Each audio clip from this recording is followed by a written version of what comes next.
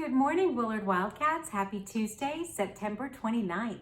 We have a birthday to celebrate today. Happy birthday to Isaiah W. We hope you have a wonderful birthday today, Isaiah. We're going to read a math book today.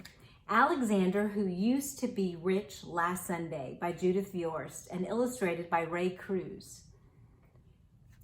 I want you to think about the math in this book and think about how you would solve the problems, because you can watch this video a couple of times and figure out all the math as we go along.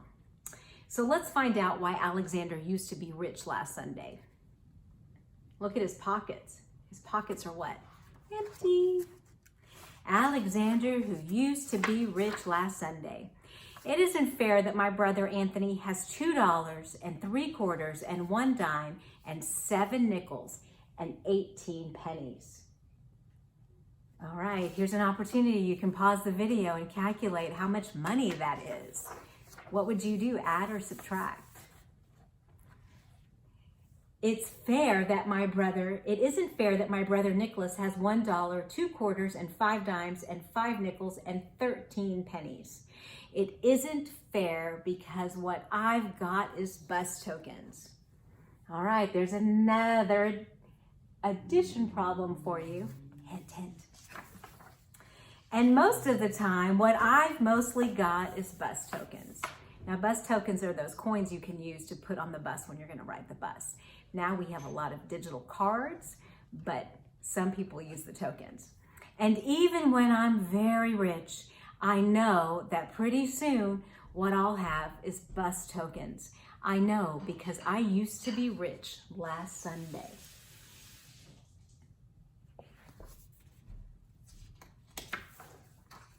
Do you see how he's remembering back? He's reflecting there in that picture. Last Sunday, Grandma Betty and Grandpa Louie came to visit from New Jersey.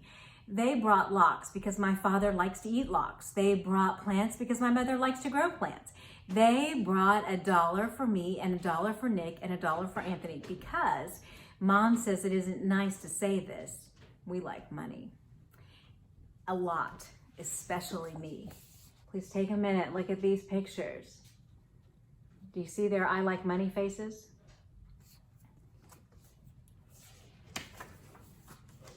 My father told me to put the $1 away to pay for college. He was kidding.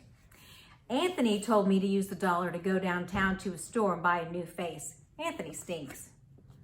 So that sounds kind of like some sibling conflict, like the brothers aren't getting along there, right? It's very important to be IB and to be caring and to be principled and not talk to people that way, right? Nikki said to take the $1 and bury it in the garden, and in a week a dollar tree would grow. Ha ha ha. Mom said if I really want to buy a walkie-talkie, save my money. Saving money is hard.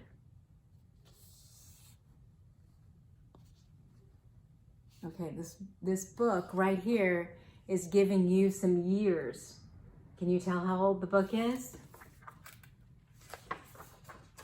Because last Sunday, when I used to be rich, I went to Pearson's drugstore and bought bubble gum. And after the gum stopped tasting good, I got more gum.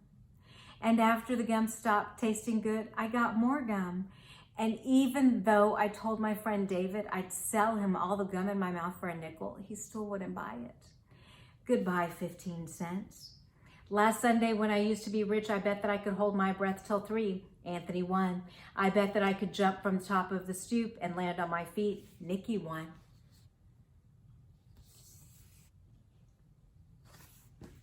What's this book trying to teach you? Maybe a commitment to think about saving and to save, or to stick with your idea. That's what commitment's all about, right? I bet that I could hide this purple marble in my hand and my mom would never guess which hand I was hiding it in. I didn't know moms made children pay. Goodbye, another 15 cents. Absolutely, I was saving the rest of my money. I positively was saving the rest of my money, except that Eddie called me up and said that he would rent me his snake for an hour. I always wanted to rent his snake for an hour. Goodbye, 12 cents.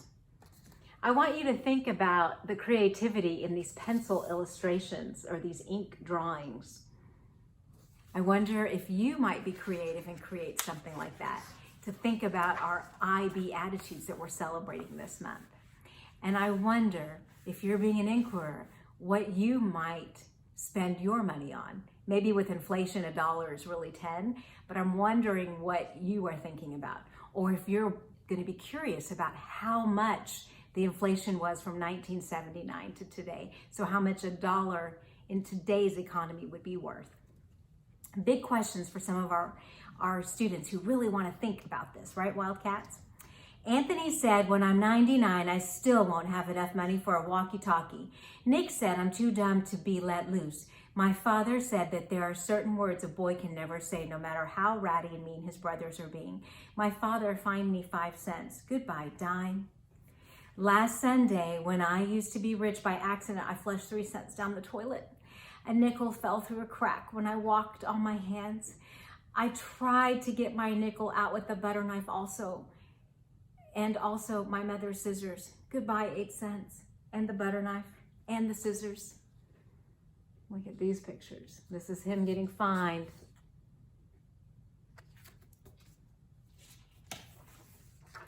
Last Sunday, when I used to be rich, I found this chocolate bar sitting here. I rescued it from being melted or smushed, except the way I rescued it from being melted or smushed was that I ate it. How was I supposed to know it was Anthony's? Goodbye, 11 cents. I absolutely was saving the rest of my money. I positively was saving the rest of my money. But then Nick did a magic trick that made my pennies vanish in thin air. The trick to bring them back. He hasn't learned it. Goodbye, 4 cents.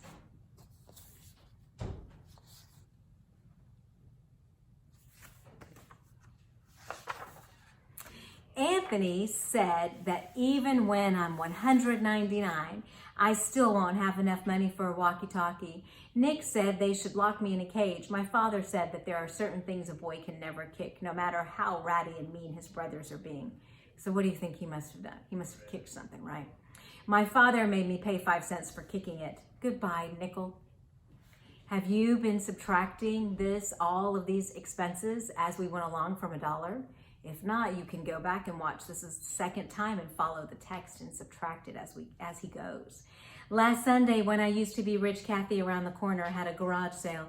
I positively only went to look, and I looked at a half-melted candle. I needed that candle. I looked at a bear with one eye. I needed that bear. I looked at a deck of cards that was perfect except for no 7 of clubs and no 2 of diamonds. I didn't need that 7 or that 2. Goodbye, 20 cents. See, this is him getting fined over here because he kicked something. I absolutely was saving the rest of my money. I positively was saving the rest of my money. I absolutely, positively was saving the rest of my money, except I needed to go get some money to save. I tried to make a tooth fall out. I could put it under my pillow and get a quarter. No loose teeth.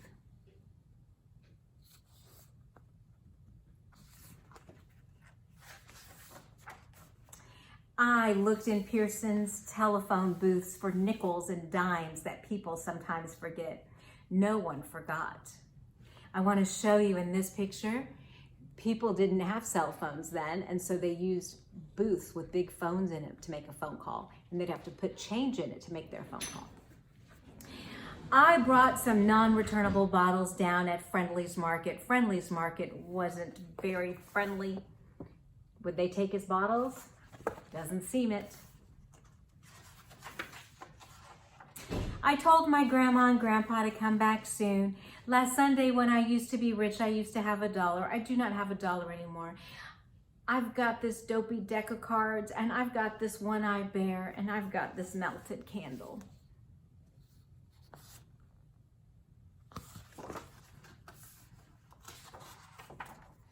And, say it with me, some bus tokens. Wildcats, I hope you enjoyed that story. I hope you enjoyed the math in it. I hope you figured out how much money he had in total and how he kept subtracting and how much his brothers had. It's a fun math problem. I'm wondering if you could be creative and make a book that's your own math problem And then you could have the class solve it. You could have the people in your space solve it. You could share it with me. I would try to solve it. Wildcats, remember, we are safe, respectful, and responsible. Have a wonderful day, and I will see you on Wednesday.